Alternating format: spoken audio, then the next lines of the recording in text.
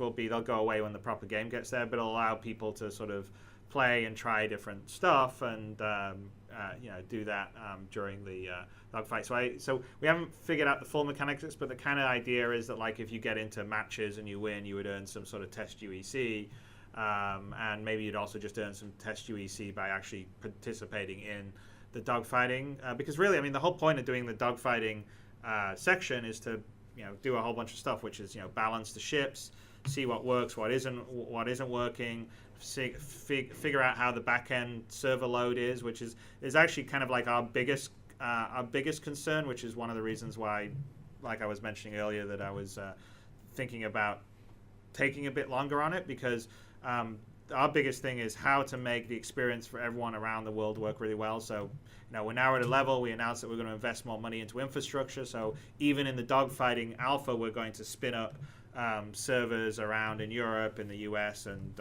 say Australasia or somewhere, and that was something that we weren't originally going to do. I mean, yes, we were going to do it for the final game, but in the early stages when we're testing, that's obviously expands because you don't have the game live and all the rest of the stuff, but because we've had such great support, we can do that now. But of course, we've got to make sure that we have the system that deploys, that spins up the servers automatically. We're looking at Google Compute. I mean, if I had maybe we have the Austin section later on, so if Jason is in that one, Ben, that would be good. We could probably talk about some of these sort of back-end MMO style stuff. So our goal is to sort of try and make that experience really good rather than have it sort of not so good in the alpha, almost like we're using the alpha to test the load balancing and the stuff for all the multiplayer stuff. So yeah, that's thanks that we've got enough resources from you guys to be able to do that. But it's I think going to make a better game. Am I getting the signal of 5 minutes or something? Okay. What's happening in 5 minutes? Wondering if you'd be able to upgrade ships during the dogfighting module beyond just swapping weapons around. Will we see different ship systems upgradable? Yeah, that's also part of the goal. I mean, again, that's another one of the asset issues. So our goal with the dogfighting is we're going to deliver sort of the core base, and then we're going to constantly be adding extra things like, okay, here's some new avionics packages, here's some new weapons packages. Okay, now you have 2 different batteries you could get instead of 1, or here's an extra, here's the overclocker cooler version that like keeps your heat down, because balancing like your sort of heat and energy in your ship is actually going to be a bit of a mini game, because everything generates heat, most stuff pull energy, and so I think not too long ago I think we had our settings slightly off, and you fired the Gatling gun, and like it was done, right? Your energy was drained. Yeah, all your battery power was gone. Battery power is gone. So yeah, there'll be a lot of that. And so the point is, as we go through the test, we're going to sort of release more and more of these components, because in the actual final game, these are things that you would buy as you would go around from planet to planet, and you basically, the idea is you get to customize or set up your ship for your particular play style. So that will, and that's part of the dogfighting test, is to see how all that works, balance it, and even we're going to do some of our playing here, but obviously when there's a couple 100,000 of you out there playing it, that's I mean that's the best play test and feedback and focus group you can ever get. People ask about new T-shirts. New T-shirts in the work. I guess that's especially for Sandy. Yeah, I think we have Sandy coming up here a little later on today, don't we? Hoodies. They're hoodie samples. Look at that. Has Drake on the front, right? Yeah, it's Drake on the front. They just came in yesterday, so I still have to check the quality on them and everything. Wash them, wear them, do all of that stuff. Try them on all the guys. I used that one as a blanket last night. Oh, thank you, Travis. So definitely wash them. But yes, new T-shirt designs, we'll get onto that. I mean, it's cold for most of the world right now, so.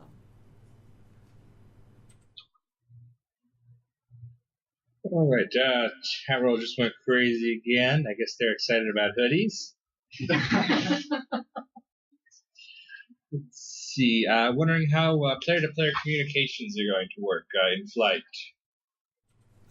Well, I think that would be another good one to have Jason here. I mean, we've got a fair note. I should have had Jason on your side. I think we're going to be doing a combination, so we'll definitely have sort of a chat channel IM stuff that you'll be able to do, and it will tie into the organization stuff that we're rolling out. I believe we're rolling out an early test at the very end of this year and for everybody at the beginning in the new year. And it will be tied, so you'll have all your different channels tied into that. We'll probably have some level of voice, I think. Maybe that will be just tied into your organization, so you don't have to necessarily, or you can mute other people, so you don't have to have people say all sorts of obnoxious stuff to you. There we are. Look, you have Jason here. Hey, we had a question, Jason, about in-game chat. So I was saying that we were going to have your general IM chat channels to be tied to the organizations. We have voice over IP. Not quite sure how we're going to, maybe that's only tied to your friends. Maybe you can have it wide, but then you can turn it off if you don't want to listen to someone being obnoxious. What other kind of communication stuff are we talking about? We're also talking about having basically using an XMPP-based backend, which is a chat technology used like Jabber, and even Google uses it for some of the Google Talk stuff. So you could have the chat work on the website and in-game, and even maybe on a separate client outside of the game using your game account, of course. Cool. So you could even be in chat playing the game, and someone else isn't on the game but in the website, tied into your organization. You see your chat chatting back. Yeah. Or maybe they're on their mobile phone, and you're in the organization chat, and you say, "We're about to have a big battle. If you could get on and help, come on now." And somebody might see it on their phone and say, "Okay, I'm on my way. I'll be there in 15 minutes." We have our mission of destroying everyone's productivity at work. Yeah. Well, while we have Jason here, we've had a lot of questions about folks wondering how Oculus Rift, TrackIR, HUD, etc. support is going. You want to talk about some of the stuff you've been looking at? We haven't had a chance to start the TrackIR support yet, but we do have some devices here already at both offices to try out and test. The Oculus Rift support we have working. We've tested it out in the hangar. Now we've unified the first-person cameras recently, so that now when you're like in a vehicle seat, you can look around with the Rift as you're still in the seat, and yet still pilot and control the ship separately from your looking. There are still some issues with the aspect ratio and latency, specifically like when you turn your head and how fast that the input from the sensors read your head movement. It goes to the computer, the game engine, and then it's rendered, and the frame gets to the display on the Rift. We still have some issues where, probably in the engine, there's a latency there, so that you can kind of see a delay if you turn your head real quickly, which I think will probably be important in like dogfights and space battles. So we got an Oculus latency tester that we haven't had a chance to use it yet to measure that and work on it. Yeah, and by the way, that was actually one thing that Jason mentioned, the unified first-person look, which we didn't mention in Dogfight, but that online is actually going to be pretty cool because it's slightly different than the way CryEngine works, but it allows you to sort of have a unified look between outside and inside. And also, we sort of have a pretty cool system that we haven't shown off yet that hopefully I can show off in the near future that will allow sort of dynamic focus for your sort of view and avatar as you're moving around, and also like the impact of like G-forces and impacts on your ship. So like as you're flying around and you get hit, I mean, so if you ever see anyone's like you see people do a point of view and an artist does a cool one and you get jolted around as you're flying around, well, the system that we're building procedurally will handle that. So like if there's an explosion near your ship and there's an impulse on your ship, you'll go there and like you'll actually get jolted around and your character will have that reaction in the seat and you'll sort of see it in the movement, and hopefully it will make the feeling in the cockpit much more immersive rather than the typical one which tends to be pretty like fixed and you're rigid versus you're in real life you would be like a separate body kind of attached to the ship you're in, but if there was forces you would have some level of independent movement. So we're trying to simulate that. and the system's going to be pretty cool. So we haven't shown that off yet, but I think people will really dig that. Are we good? Does this mean it's 12? There were requests to read the $32 million letter, seeing as you didn't post it. Well, I'm in here, right? Thank you, everybody. You guys are amazing. Thank you. We can't write letters fast enough. We like seriously consider, oh, maybe we should just stop raising money for a day so we can catch up. No, it's pretty awesome. I mean, like I said, I mean the money that we're raising basically is just ensuring that this is going to be the best damn space sim ever, because we already have more funds today than any other space sim has ever had in the history of space sims. And obviously, we're going to get new people coming in over the next year or so. So, we're getting into the range where, we were competing with big AAA projects just because we're super lean and we don't have any big corporate overhead and all the other things that a bigger company has. But now we're getting into the range where we're like kind of at the sort of budget range where we can really it doesn't matter. I mean, we can compete with anyone. And because we've got you guys and this is an ongoing process and we're going to be rolling out over time, I just, sure, there's going to be a few times where, something doesn't work, but this isn't like putting on a disc and that's it. It's like we're constantly fixing and patching it, and we just want to make the best game ever. Everyone here working here basically is doing this because they love this genre and they love what they're doing. And so we're gonna get there, and we have the support and the resources now to do it. So I'm pretty confident this is gonna be something epic. Maybe not every single second of the day, but by the time we get there and you sit back and say, okay, that's it. That's kind of like the base level of what Star Citizen is going to be. I'm hoping it's going to be something that everybody here, myself, and all you guys out there being part of it will be proud of being part of, because I think it's something completely unique and completely special in the industry, and I'm just always blown away by the enthusiasm and the support. And I guess couldn't have really done this sooner, but it's the most fun I've had ever making a game, and it's really invigorating to have everyone's support out there for it. So anyway, that's my rambling letter for you, and I guess now we have the video, right? That I'm probably late on. We're late on running. Yep. Rolling.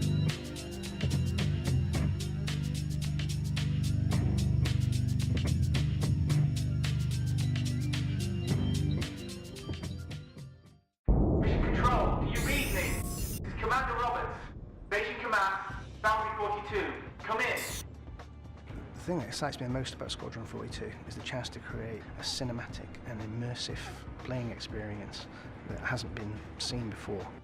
A brand new game right from the start. There's a lot of people out there, chomping at the bit, and it's going to be, a huge game. It's really a chance with the technology going PC only to really deliver something spectacular.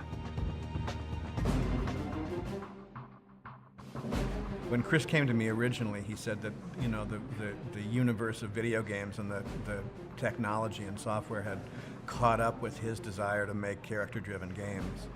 There's a subtlety of movies, there's an emotion that you try to get across in moments and characters that I think I didn't appreciate until I was really sort of immersing myself making films. And so I really want to try and bring a lot of that back into specifically Squadron 42. Sort of my first task when I came on board was, all the kind of basic framework for what would go on to become the sort of beginning of the lore. The first big challenge has been nailing the big story outline. To create a strong framework for the story for Squadron 42 that's going to drive the game along, and also working with all the various offices that are around the world. We have to write character work and relationships for people over whom we have no control at all, which is a fascinating challenge. It's tough because you need to have a story that can shift and change based on how the player plays it. So I think that in previous incarnations of games, a lot of the branches had to do with whether you won or lost a battle. Now they have to do with how you treat a wingman, or what kind of moral decision you make in a particular situation. The great thing about being able to sit in a room with the guys from Manchester and Chris and talk about the stories, we get to lock it down. We get to kind of look at this and go, all right, here's what we're working with. Let's build off that. Yeah. It's some good progress this week. I think we've pretty much nailed it now. Now we know, what the scope of the game is. We'll be pulling a lot of people, I think, to make it happen. I've known Chris and Aaron since we were little kids, sort of 4 or 5. We pretty much started school together, stealing Chris's early attempts to try and pass my exams. I've known Chris and Aaron since the age of 4. Worked on his first games. Just a tight-knit group of friends, and it's just going to be so much fun. Working with my buddies again. I knew Chris in a different life when he ran Ascendant Pictures, which was his film company, and I was his president of production. The first game I worked on was Striker's Run, which was one of Chris's back in '85. Games such as Privateer 2 The Darkening, Privateer 2, Starlancer. then it was Starlancer. Then I had a fun 3 years on Mace Griffin Bounty Hunter. I'm working for Warner Brothers on Lego, on various Lego titles, Lego Star Wars. And with Chris's company, we did Outlander, and we did Lucky Number 11, and we did Lord of War. And when this came together, he asked me to join the Squadron 42 team as a consultant to help lock a story down, because he wants a more cinematic, more character-driven story than is common in games. It's not something you do very often, and starting a new company up as well to do the game. Got the call from Nick, saying it's a go. Then I spoke to Aaron and he said, what do you think? I was like, I'm in. It was a weekend that Aaron rang me, and I had the family round, so I had to kind of drop a Sunday dinner to take the call. And it was only when they were leaving, driving back to the airport, they happened to mention the idea of us doing the game. Time for a new challenge. Yeah, it doesn't come any bigger than this, does it? An opportunity we just couldn't turn down. I'm actually really excited to be working very closely with the community to basically make something for the people who can be playing the game, rather than just developing something and then putting something out there under the sort of constraints of working for a publisher. And in terms of the way we're doing it now, we get to basically, work directly with people. We spend a lot of time on the forums, understanding what people want and what they feel, and basically where they want to go. And obviously we have a very clear direction we want to take it, but also it's great to also get that feedback from other people as well. Something that can be extra special given the sort of support from the community. We are making a game for the people. I think that this company has completely reinvented the model of how to make media, frankly. I think that it's important to see opportunity, that the world is there to be reinvented. We're working very hard to make sure that the story and the immersion and what we bring on Squadron 42 is going to really create a fantastic introduction to Star Citizen. So I'm really kind of looking forward to advancing that level of sort of cinematic engagement that I did with Wing Commander with Squadron 42, and so as far as I'm concerned, Squadron 42 is going to be what I would be making a next-gen Wing Commander of, all by itself. So it should be just by itself as good as any $60 retail AAA console game, and then you're going to have all the Star Citizen Persistent Universe on top of it. So and I won't be satisfied with anything short of that. Because it's so important that this Squadron 42 will lead the players into the Persistent Universe, and we want to make sure that that first glimpse of the universe absolutely blows people away.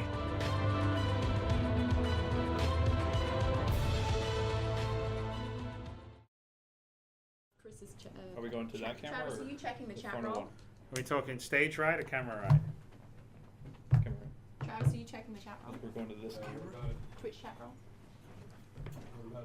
No, are you? That's not camera right, is it? Yeah, I'm watching to make sure we're Okay. Camera's pointing this way. No, You because guys- that's stage. Right. Because camera is always reversed, so that Right. people can go. You go to the right or left of the camera, the camera pointing you. Facing you. So that would be stage right. Right. Or whatever you wanted to say. Well, I'm Just to on let you chat know, roll, Trav. so I'm just kind of answering here and there. They're all reminding you that you're live. Okay. We are live? As we discussed Sorry. the virtues of Yeah, theater it was, rights. it's giving Stage right versus camera right. Stage right was camera right, which is Very different. if you yes, exactly. If you've ever done film or TV, Dave they're- Haddock knows they're- that. He's they're just having a settled. brain fart. No, it wasn't really so much Dave. It was Travis. Okay, so that was the Squadron 42 video, which we did show on Friday. We were actually planning to debut it today, but you guys went and hit the 29 million thing on Friday, and we thought it would be appropriate because of one of the milestones for Squadron 42. But now's an opportunity to ask Dave and I some Squadron. Oh, wait, You can't, or you cannot see me. What's my Travis? Can you see me or not? What's happening? Why don't know? Somebody's stage left got confused. No, I mean you're perfectly. I'm in the shot. I'm not in the shot. You are now, but it looks very weird. Why? It looks like you're leaning into Dave. Looks like I'm leaning into Well, Dave. How about that's what that? the shot looks like. Yeah. Let's maybe move this a little bit. Yeah, frame it better then. Oh, now we're delayed. Hang on, let's see. Where we are. Hey, Okay, is that whoa. better?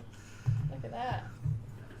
Okay, so so now's an opportunity for people to ask questions about Squadron 42, which we can't give you too many plot spoilers, but we're pretty excited by it actually. Oh my God, So I just realized Dave's T-shirt. yeah, Kid Crimson's. Representing. Yeah, it's a bootleg T-shirt there, Sandy. You may want to have words with him about Right. it. Yeah, Dave, where's your license? Right. For that? Yeah. So Ben, do you want to hit us? Yeah, guys, let's have some Squadron 42 questions. The one we're hearing over and over right now is actors. Do we have any voice actors lined up? Do we have any voice actors? So we.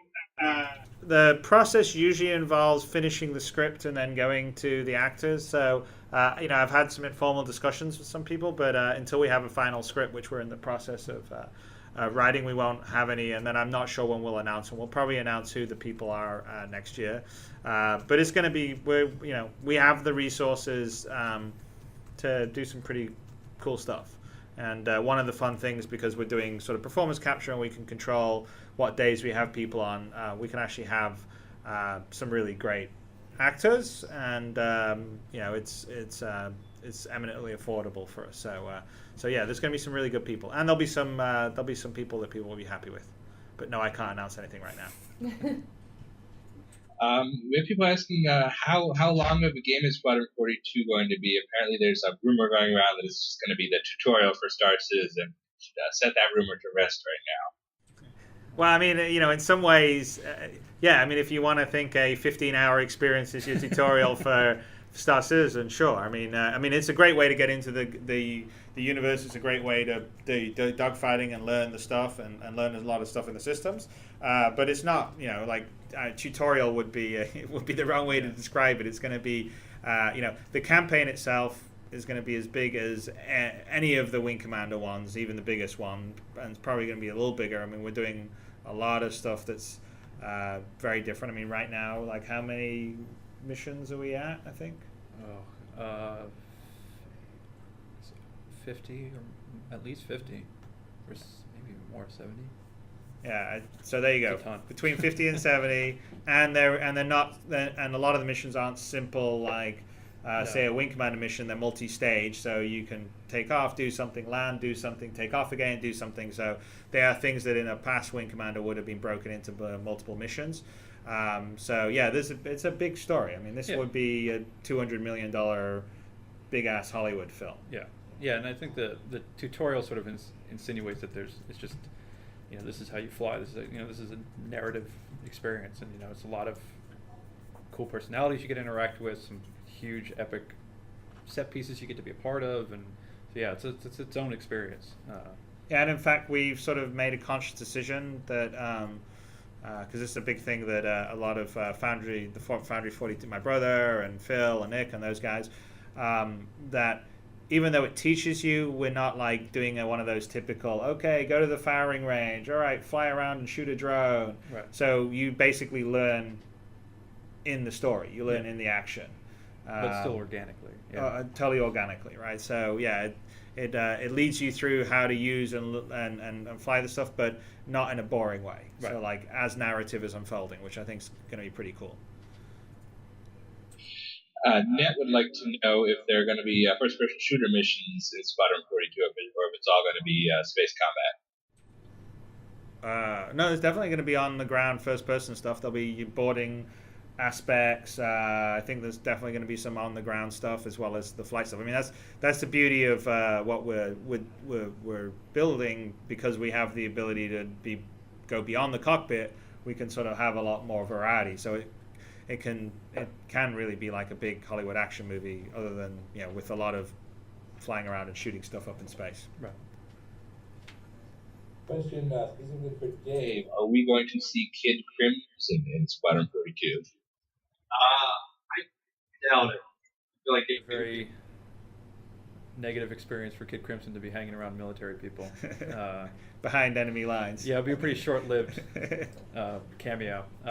No, I think we're just kind of saving Kid Crimson for more of the persistent universes. Actually, I think there's a discussion going on in my Ask a Dev thread about, you know, Tanya Oriel and Kid Crimson specifically in the persistent universe, and will players kill them? So yeah, I think they're more relegated for the persistent universe rather than Squadron 42. Yeah, and they'll be in the persistent universe, and we're thinking about doing some other stuff where maybe Kid Crimson and Tanya Oriel and a few other characters get their own sort of narrative and stories, but that's separate from Squadron 42. And in reverse, they're wondering if we're going to see characters from Squadron 42 transition over to the persistent universe of Star Citizen. Well, actually some, but it's a pretty epic campaign, right? So not necessarily everyone's making it home. That's true. Yeah, but yeah, we're discussing kind of ways for it to, you know, I guess the sort of bigger question there is like the crossover from the single player into the persistent universe, and we're discussing some options of ways for your experience in Squadron 42 to affect your life in the persistent universe. So like if you have a wingman and you guys get, you know, strike up a relationship, and even if that wingman dies, but he says, you know, look up my family on this planet because I'll give you a deal on. Right. They My make the cousin best. owns a ship repair shop, best in the universe. I'll give you a discount. And you take that, and you would get a bonus if you develop that relationship in Squadron 42. That if you hadn't, you just wouldn't get necessarily the same bonus. Not that you wouldn't get the thing, but you wouldn't get necessarily the same bonus. Folks wondering if they will be able to keep a ship at the end of Squadron 42. Not particularly. I mean, the idea is the end of Squadron 42, you muster out, and then the ships that you have now, your starting ship is kind of what your ship is. I mean, you're in the military. I mean, you know, like if you retire from the Air Force, they don't say, okay, take your F-16 with you. You drive a tank. Yeah, take the tank home. Go on, buddy. Park it your stuff. So no. I mean, basically, it's your reputation. You're going to take the friendships that you would make. Some of that would pay off, but your starting base in Star Citizen is really sort of kind of like your starting ship, whether it's the Aurora or your citizenship, and your citizenship. So if you play Squadron 42, you'll have a different social standing than maybe if you didn't complete it. Right. Sounds good. Yeah, a lot of questions about what'll carry over at the end. And one user wonders if we will get paid more if we muster out with higher rank. Well, I guess a larger retirement benefit or what? I think the way we've structured it is that you sort of have to go through the campaign. You can muster out early, or you go through the campaign. So you're not, you know, there's a certain point in the story where you just can't basically. You can't quit. You can't quit, right? You can't go AWOL. Yeah. So pretty much if you get to the end, everyone will be sort of comparatively at the same sort of level, more or less. So I'm not sure that would count as much in terms of sort of your ending bonus. I mean, we may have some level of bonus if you complete the story, then you may have some extra starting credits versus someone that just opts out of flight school and wants to just go to the Star Citizen universe. Right. But we haven't actually made a decision on that, but that would be one of the potential things. All right. Let's see. What about Squadron 42 players that don't want citizenship? Will you be able to opt out of that if you're planning to become a pirate? Sure. I mean, yeah. There's no issues, I think, on that level. I mean, I don't know whether we would have the the thing where you would have to show up to claim your citizenship. So if you just don't show up, you don't get it. Or it's like a form you got to fill out as you muster out or something. Yeah, so that won't be an issue to handle. So Don't worry, parents. What's your questions about?